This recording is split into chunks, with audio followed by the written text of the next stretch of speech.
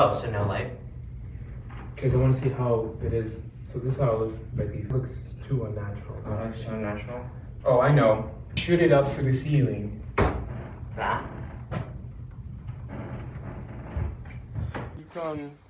You come right over there. That's great, Philip.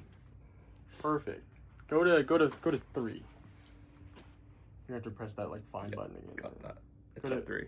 Oh, perfect. Okay. So, you see, we're still Mm-hmm. dramatic, but we have some fill light now. Okay. If we were switched to manual mode instead of auto mode, Mhm. we gain control over our ISO, our shutter, as well as our aperture. So on this camera, your aperture is going to be, the lowest you can go is 2.8, and that's not going to stay fixed. The more you zoom in, you see it's going to start creeping up Yeah. because it's not able to retain that small aperture. But So how can I change the aperture? so this little wheel up here. Oh, okay. So the more you close down, Mm-hmm. the darker it gets, but Mhm. also your depth of field is going to be affected by that. Okay. So if we're at a And- 3.7, And are you manual or automatic? right now I'm in manual mode. Manual mode, So we okay. have our ISO set to 3200, we Mhm. have our shutter speed set to 150, and right now I have our f-stop set to 3.7. Okay. Your shutter speed's going to want to stay 150, right? Because you're filming a movie, so you Mhm. want that to remain constant so Constant. you get normal motion blur. Okay. Your ISO, you don't want to let that creep up too high Mhm. because the more that creeps up, the more noise you get in your image, and that can be Mhm. distracting. So the really big control factor you have is your f-stop, Okay. which is going to control your depth of field and things. So if you want to be at that lower f-stop value, 3.7, Mm-hmm. the sort of last external factor to getting exposure is going to be the lighting.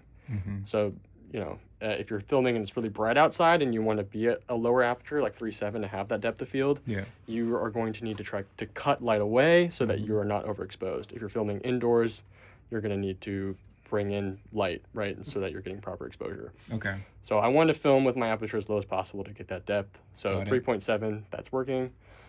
Another kind of tip, right? So Mhm. Jamie, he's got his light coming from the left of his face, the shadow side is the right side, is to shoot in the shadow side. It may seem like, oh, light's over here, let me shoot in the light side. But look at the image, right? It's Yeah. super flat. It is. If we shoot in the shadow side, Oh, it seems okay. counterintuitive. Yeah. And now we're gonna roll on this.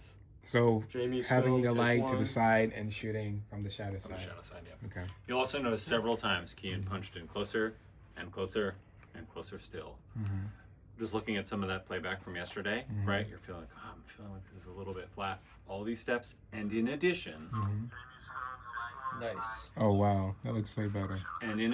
subject Yeah. is far closer to the camera, right? Mhm. So you have, especially with this setup, you really like that extreme close-up of the timer, right? Yeah. And that had a nice sort of buttery feeling in the background. Mhm. That has to do with subject's distance to the background and distance from your The subject. Yeah. Okay. We're smart.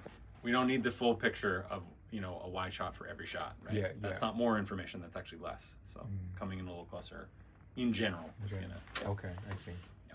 All right. Yeah. Yeah. Thank you for. Does that help? Yeah. Yeah. But you're right.